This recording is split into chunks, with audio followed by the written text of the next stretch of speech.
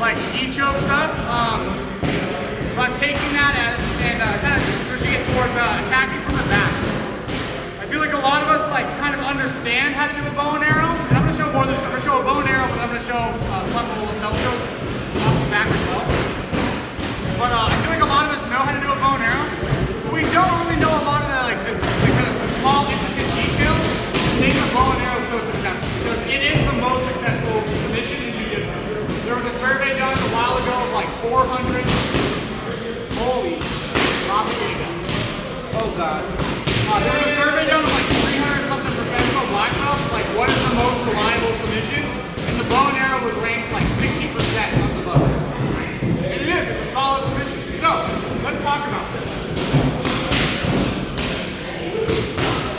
A lot of times people set up chokes, right? They learn to attack from the choking side, right? So we're laying on that side. Yes, the bow and arrow is successful here, but it's a lot more difficult to set up, right? So we're going to start on the back like we just were. I get my second hook in, right? I'm going to engage this hook nice and tight, and now I'm going to drive off with my toes. I'm going to flare this knee, but I have to make sure the heel is hugging in tight before I flare my knee. And I'm going to stretch, push, and roll. Alright? Top hook, shove my heel in, kind of capturing his hamstring. Alright? And push, stretch him out, and I roll. And I throw that hook in again, but instead of putting the hook in, I'm going to step on top of his hip, right? And I'm going to kind of seat him down a little bit. Right? So see how I was ear to ear? I'm going to seat him down just enough to like my chin can go like on top of his head. Right? But I'm still close enough that I can whisper into his ear. This bottom hook, everyone's going to have different flexibility, different size legs. Right? I want you to do your best to get this bottom hook across their waist. You can scoop and drag it over if you need to. If I can't get it up very high, scoop. Notice how I'm still stepping on Steve's hip here. I'm flexing my toes. Right, so I'm here. Now I want to teach you guys straight jacking because it's effective in gi and no gi. So I'm going to pull my top hook or my top grip off. I'm going to go palm down on the wrist. I'm going to feed it to my bottom hand. Top hand attacks the top wrist, and I feed the top hand to my bottom hand. Alright? Now from here, I know he's going to try to address it, so I'm going to hold on with two hands, because he has to free his hand. Right? If he doesn't, I'll just rear naked choke him off of his face. Alright? So once he's here, I know he's going to address it. I'm going to let go with that top hand now. And now my top hand is going to grab the bottom hand. And I'm going to pull this towards his face, and I'm going to punch this one down towards his abdomen. I'm going to throw my right leg over, digging with my heel. Right? I don't just throw this in loose and let go. I see that happen all the time. It's infuriating. Point my toes. See, my toes are pointed, and I'm going to basically heel kick him in the abdomen. Alright? So when I throw this hook in, I can heel. Now once my heel is on the inside and is touching his abdomen, I'm going to let go and drag it out. Right? So I'm basically forcing my grip to let go by dragging the arm out of my grip radius. I'm going to punch this arm down underneath my own arm, find the meat of the hand. Right? If I grab the wrist, he can straighten that out and pop my grip. But if I grab the meat of the hand here and hold, right? If he tries to straighten his arm, he's basically wrist locking himself, right? So I get a good 4-finger squeeze here, and I pin. Now from here, right? Say I have like the modified body triangle, I can cross my ankles on that. Right? I can cross, because as long as my heels are above his hip, I'm safe. So I like attacking towards the hip. So once I'm here, get this hand out of my way. Push it down towards his abdomen. My free hand. He's going to be tucking his chin. The nice thing about the gi is, I don't care.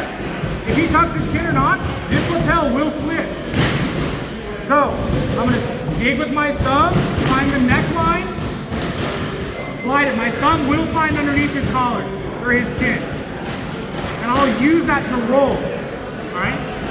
My thumb goes in and I roll. I'm trying to fold the lapel. I get that fold, now I can let go. Go thumb into that bottom side. Now I'm not done. I know this is a lot of steps. We're gonna have a lot of time to drill. I'm gonna pull, and when I do, I'm gonna push with my hips and sit him a little bit lower. So I already adjusted him once at the start of the choke. Once I'm here, I'm gonna set him a little bit lower, and now this right leg that's over his arm, I'm gonna throw it over the shoulder. Now I'm gonna cross my ankles. So it almost looks like I'm in a reverse triangle, because I am. I'm in the start of it. My elbow glues super tight to my body. I'm gonna pull that slack.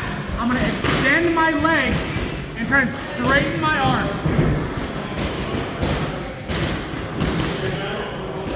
All right? A lot of steps, I know. We're gonna drill this for like 10, 15 minutes, so you're gonna have plenty of time. Engage the top hook. Post, flare my knee. Flare my knee and pull it over. Second hook, I push off his hip, set him a little bit lower in my abdomen. I can either bring this leg across and hook, or I can scoop and grab. Top hand, top wrist. Push it down, feed it to my bottom leg. Grabbing the meat of the hand. Top hand, I'm gonna go top wrist, pull this across, punch this down. Point my toes, spear him in the chest or abdomen with my heel, drag the hand out. Re-secure my legs on his hip. Punch the hand down, come underneath my own arm so that I make sure I grab the meat of the hand. Do not grab the wrist. They will free it every single time. Every time. Unless you are significantly bigger and stronger than your opponent by a large margin, they will free this wrist every time. So I grab the blade of the hand so that he can't escape. Detonator finger. He's gonna tuck his chin, find that neckline, slide the thumb in, find his collar. Roll my wrist. Look how I'm rolling it, getting his chin up, making it easier to get that collar grip. Once I've got the lapel folded, right, I'll let go of the hand so I can grab that top collar. I've got my grips. I'm going to push, set him lower in my hips so that it's easier to throw this right leg so that my back of my knee is on top of his shoulder. Cross my ankles on top now. So now my heels are in his chest. This choke should already be starting to get tight. And I haven't even started squeezing and kicking away. Elbows pinch nice and tight. This elbow is crucial that I keep this glued. Like think about elbow to my hip. Look at my wrist too. I've got a motorcycle wrist. I don't have a limp wrist. Right? I'm not cupping anything. I'm revving the motorcycle. Tim, what do I always tell you? That's right, rev it. Huh? Rev it. Rev it. Full throttle. All right? Full throttle of the wrist. I extend my arms to try to straighten them, and I kick him away. I'll do it one time fast without any instruction.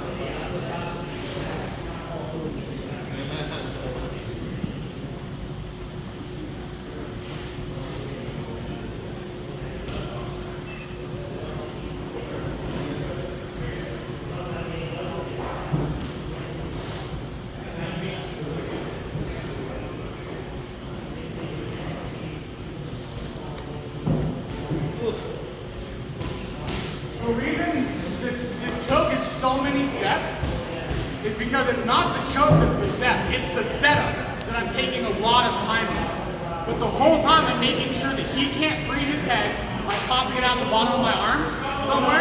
He can't turn his back flat. He can't build up to his knees, right? And he can't hand fight.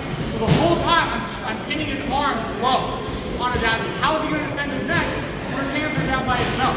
He can't. So that's why we're going through all this work, right?